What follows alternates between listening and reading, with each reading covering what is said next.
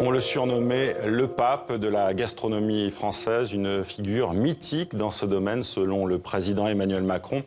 Paul Bocuse vient de s'éteindre à 91 ans, une renommée internationale, 3 étoiles au guide Michelin depuis 1965, une école de cuisine. On parlera de son influence dans la cuisine française et mondiale avec le chef Guy Martin dans un instant. Mais d'abord, retour sur la vie de Paul Bocuse avec Antoine Delpierre. C'est d'ici qu'il est parti. Sur les bords de Saône, dans cette maison familiale de Collonges au Mont d'Or, au nord de Lyon, son auberge-restaurant où il a toujours vécu. Je suis né dans cette maison il y a 87 ans.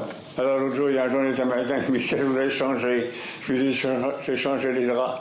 Et c'est presque vrai. Malgré les succès à travers le monde, Monsieur Paul ne cessera de rappeler d'où lui vient son talent.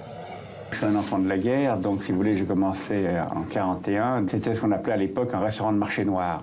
Et pour faire un apprentissage, c'était très bon pour la bonne raison qu'il fallait savoir tout faire. De son apprentissage chez la mère Brasier à Lyon ou chez Fernand Point, qui sera son mentor, et jusqu'à son dernier soupir, il est resté fidèle à sa région, au terroir, à la grande cuisine, celle du produit. Alors, quelle est la cuisine de Paul Bocuse? Eh bien, la cuisine de Paul Bocuse, c'est la cuisine du marché. C'est peut-être un merlan le matin pourvu qu'il soit très frais, avec une pomme de terre, ça vient d'être ramassé. Ça, c'est de la grande cuisine. C'est cette cuisine qui lui apportera les honneurs. Meilleur ouvrier de France en 1961 et bien sûr cette 3e étoile en 1965 qui ne le quittera plus.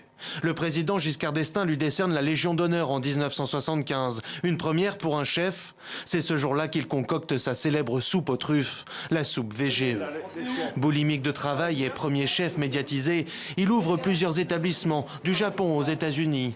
Obsédé par le partage et la transmission, il crée un institut et un concours international, le Bocuse d'Or. Une ascension fulgurante qu'il doit à sa cuisine, son sens des affaires et une certaine humilité.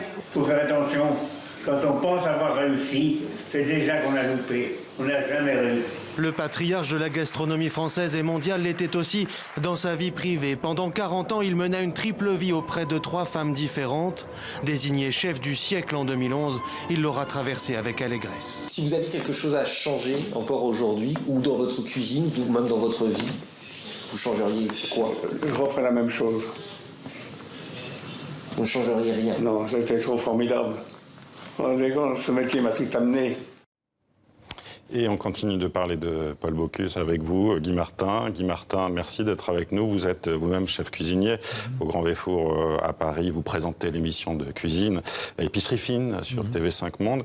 D'abord, Guy Martin, je crois que vous connaissiez bien Paul Bocuse. Il vous a même aidé, me disiez-vous, pendant le reportage. Oui, il m'a vraiment aidé. Paul Bocuse était quelqu'un de généreux.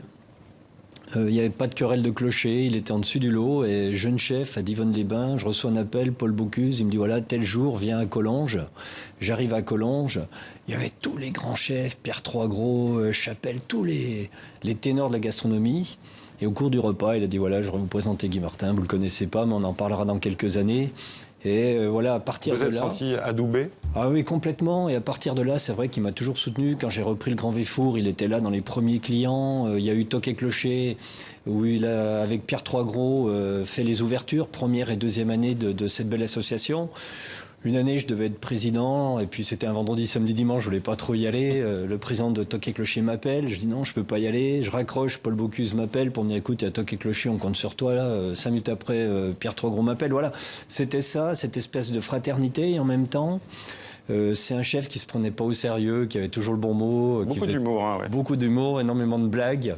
Et puis, un chef généreux. C'est vraiment pour moi le chef dans toute sa splendeur, en plus, qui est vraiment très, très fédérateur.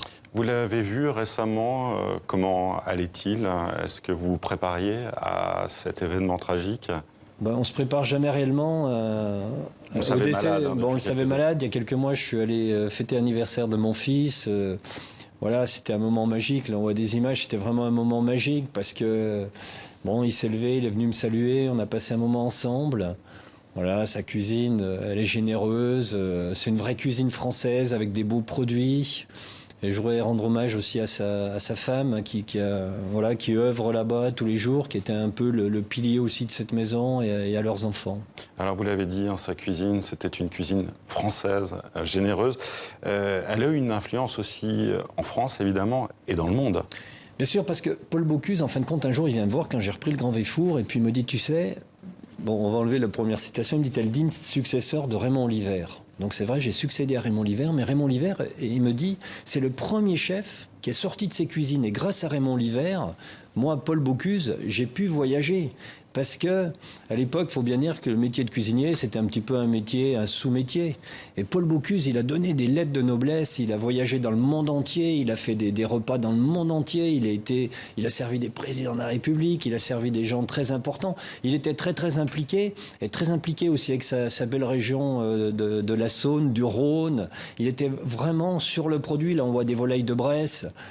Voilà, tout ce qu'il y avait de meilleur, il le sélectionnait, c'était cuisiné avec amour.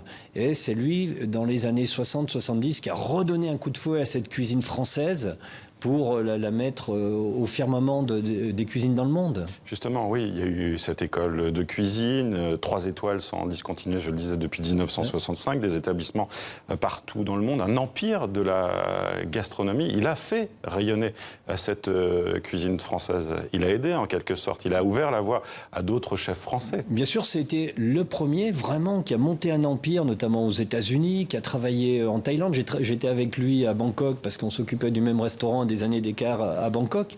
Enfin, il était dans le monde entier, plus en France, il était très très présent, et notamment avec aussi ses brasseries dans la région lyonnaise, l'école qu'il a créée, sa fondation.